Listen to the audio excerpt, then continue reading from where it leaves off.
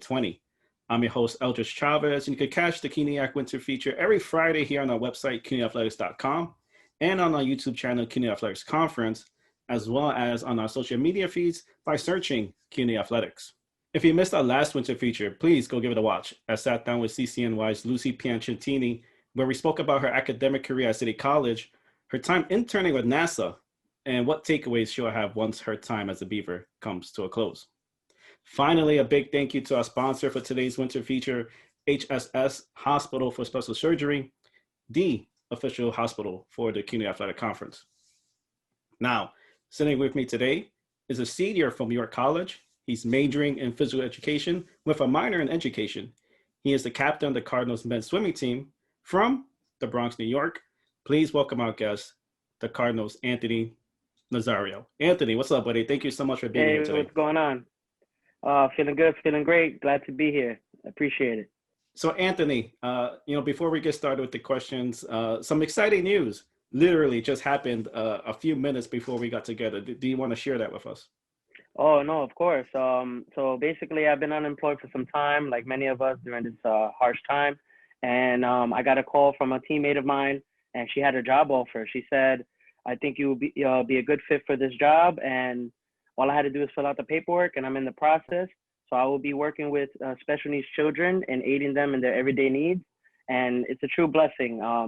Studying to be a phys ed teacher moving forward, this type of job experience is what I need to show school that I'm capable of those responsibilities.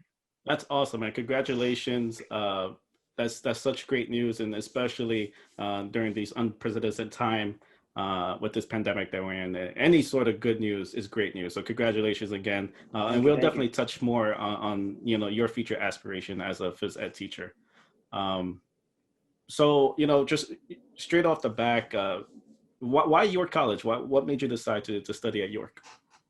Oh, well, I did my my associates at BMCC originally, and then going forward, I knew I wanted to be a phys ed teacher straight out of high school, but I didn't have the proper grades to, let's say, get into a Hunter college or things like that. So I looked at the options, and Hunter seemed like the most logical choice. My mother is an MTA bus driver, and she knows the bus routes in Queens and Bronx, so she kind of gave me a blueprint of how I would get there, and I thought that was an efficient way to get to school. I take 2 buses to get to school every day, and it was a logical choice. They have phys ed. The Bronx, unfortunately, it would have been more convenient, but they didn't have much schools with that major. Okay, and I'm sure you probably just misspoke. You mentioned Hunter as the choice, but you meant York College. So I just want to correct that part. So that's great. I didn't know that your path went through BMCC, a great community college in its own respects. So that's awesome. I think bridging the gap from a community college into a 4-year college, that's basically a path that a lot of students, regardless of student athletes, kind of take. So congratulations again, and I'm sure when the time comes, you'll be the phys ed teacher that you want to be. No, for sure. That commute, I mean, we spoke briefly before, I think yesterday, that commute is crazy. 2 hours, 2.5 hours from the Bronx to deep into Queens. How's that like? So I had to make a decision. Do I take the train or take the bus? I have a really good app, and it kind of showed me the same time frame. If I took the train, it's going to take me 2 hours. If I take the bus, it takes me 2 hours. I was thinking, okay, if I'm taking the bus, at least in the bus route, I have a seat. If I have homework due, if I have an exam, I have 2 hours traveling time to study. As opposed to on the train, trains are more busy, they're underground, and I just thought bus was the logical option. So at first it was an adjustment. My first semester was pretty tough, but then once I say mastered it, I could say I was never late after that. Once I figured out, okay, if I take the bus at 10, I'm going to get there at 11:50 on the dot every time. No ifs and buts. Even at my job at school, my ETA is perfect. When I tell my supervisors my ETA is 11:01, they know I'm coming at 11:01. So I definitely, it was worth it. Yeah, totally. And I can relate with that travel time. I'm also in the Bronx. So to commute to Queens College, where our office is located at, It's the same thing, 2 hours, sometimes 2.5 hours. And literally what you just said, I could take the train, but that just involves a lot of just maneuvering, transferring from one train to another train, Right. then eventually taking the same exact bus that I'm taking in the first place to get to my stop. So same boat like you, I just take one bus ride, actually two buses. I'll take the 9 to the Right. Q44, and I spend Yeah, maybe like yeah. an hour, hour and a half And just you get sitting a on my ride. seat. Yeah, and you get Usually a you get seat, a seat. exactly. So Literally get a seat for the yeah. whole ride. But it's rough, man. When I was interning with CUNYAC, I didn't like that I didn't like the commute, but then eventually I got used to it. So For I can sure. definitely relate with you when it comes to that. So you're majoring in physical education. You're aspiring to be a phys ed teacher. Um, who influenced you to kind of go that route? I would say my grandmother and my father. Okay. My grandmother was a teacher. She worked in elementary school. She worked in high school. Um, through our numerous conversations, I've learned she's always had an interest in history. That was her favorite subject. But she was a great school teacher. And then my father, he was my first coach. He taught me everything. Nice. Him himself, he never professionally coached or Hmm. coached any team or anything like that, but he coached me in everything, not just in sports, but in life. From basketball, swimming, all these sports I've played, he's been that coach. So I've always saw something in myself to want to pursue teaching as a career through them. Oh, that's awesome, man. I'm glad you had those, people to look up to and people to follow in those footsteps. That's awesome to hear, especially when it's family related. Father and grandparent. That's awesome. That's great to hear.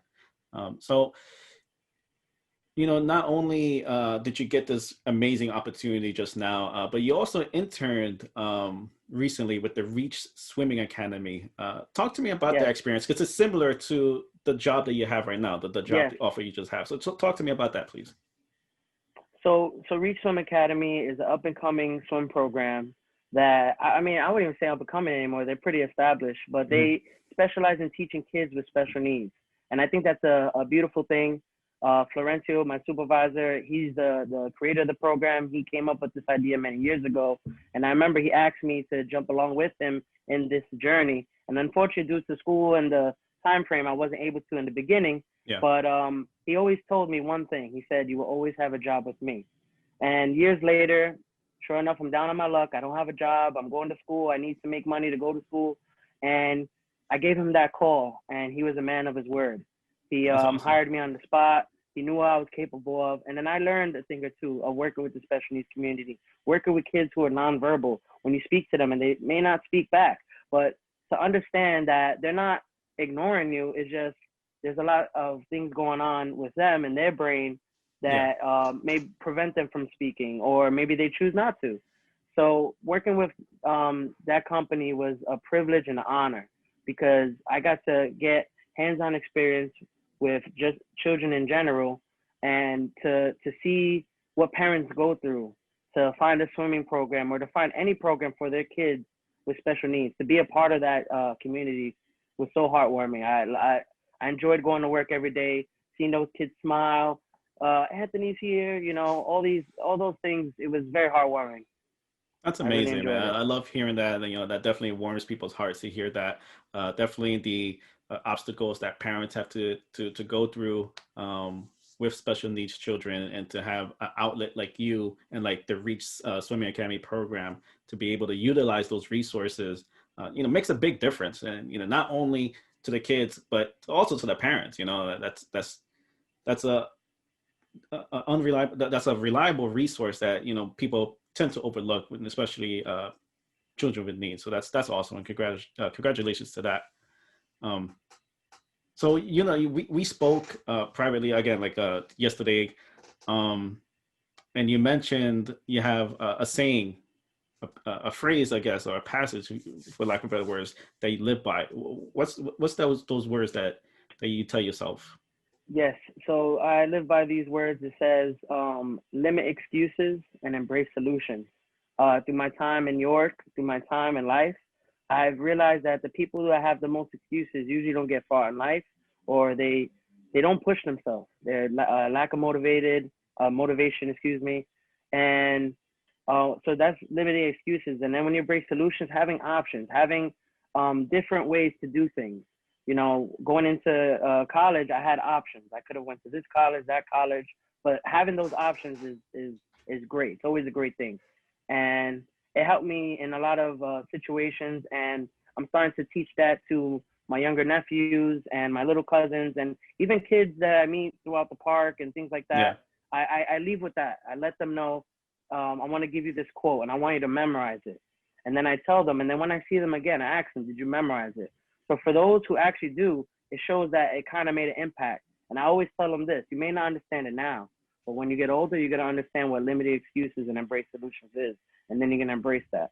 So that's my philosophy. That's what I live by, and it's helped me get through where I am today. No, it's great. Definitely good words to live by. And I think we all could definitely limit the excuses. I know I'm for sure, at fault with that. Whether it's me procrastinating to get something done, or just finding any sort of excuse to give me a reason not to do something. That's definitely a vice of mine. Is something that I should work on. So those are great words to live by. Definitely, it's getting you in the right place. You're definitely progressing, and it has a lot to do with what you're living by. So let's transition a little bit here. Let's go into the CUNYAC perspective of it. So you're swimming, the captain of the swimming team. You also do volleyball for York, correct? Yes. All right, awesome. But before you even got to do any of those things, for York specifically, your head coach for swimming, Samantha Ayola, Yes. she's played a big part in your time as a York Cardinal. Can you talk to me about that, your relationship with her? Oh man, I've said this numerous times. I even told her, Coach Sam saved my life. Prior to being on the team, I was very overweight. I didn't believe I had the capability to even be on any team. And I was taking a swimming class, for my grade and stuff. And she saw me swim. She Yeah. just saw me do a 50-yard freestyle. And she went up to me and had a conversation with me. Said, hey, you're pretty good, this and that. And she said something that really touched my heart. And she said, we would love to have you on the team. And just having that, I didn't know her that well. She only saw me that one day. But for her to have open arms for a person like me to be a part of something, it really changed my life because upon that, her style of coaching, the way she improves her swimmers, whether you know how to swim or not, she keeps the team together. And for me personally, she saved my life. I found out I was pre-diabetic. Oh, And wow. I didn't even know that was a thing. I went to a doctor appointment and they mentioned that. And I guess I escaped that. I lost 30 pounds that season. And it was just amazing. I haven't swam since high school. So it was roughly a 7-year gap. Yeah. And just to be back in the water, putting on a swimming cap, having teammates again. And it was because of her. And I love her. She's like like an aunt, she's amazing. That's awesome, man. That's great. That's great to hear. I'm glad to hear that you have that bond with her, and then she was able to literally impact your life.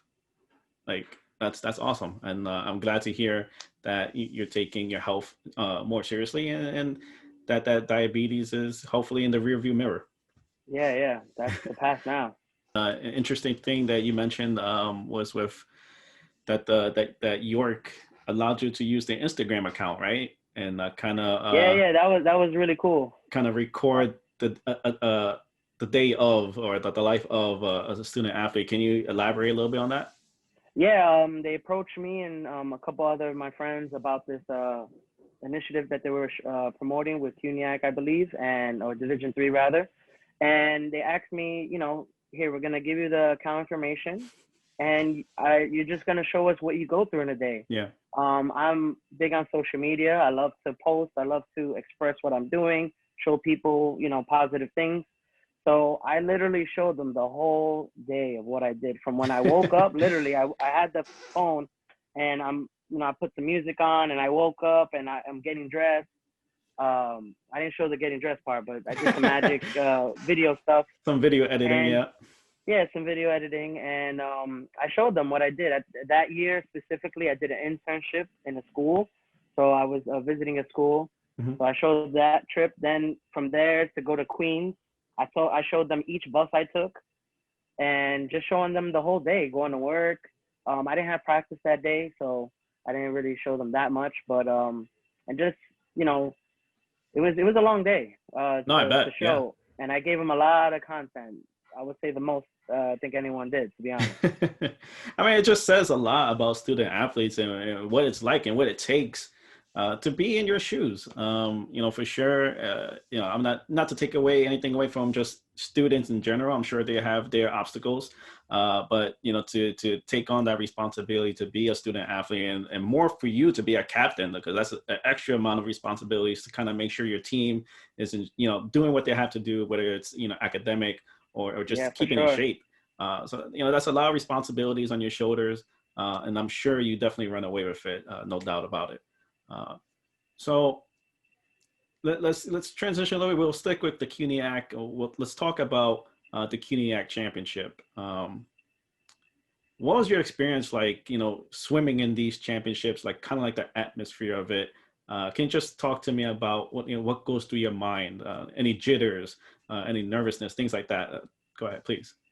Yeah, I would say for sure the jitters have gone away over the years. Yeah. I'm a much confident, way more confident athlete than I was in high school. I remember, getting ready for a high school match, and I'm a little nervous and I'm not shaking, but like I'm just not feeling it yet. Yeah. But now I have a different mindset. Thanks to Coach Sam and Coach Sheldon as well, and my teammates too. I'm much older than a lot of my teammates, so to see them push me and me push them, we definitely help out each other. And this last CUNYAC was something special Hmm. to myself and my team because we had a teammate. His name is Jeremy Sapeg, very bright young man, and unfortunately, he was diagnosed with cancer this season. Yeah. And it hurt us. At least it hurt me the most, I would say. I see him as a little brother, and for him to go through what he was going through, and to now adding cancer to his life was very hard. It just hurt.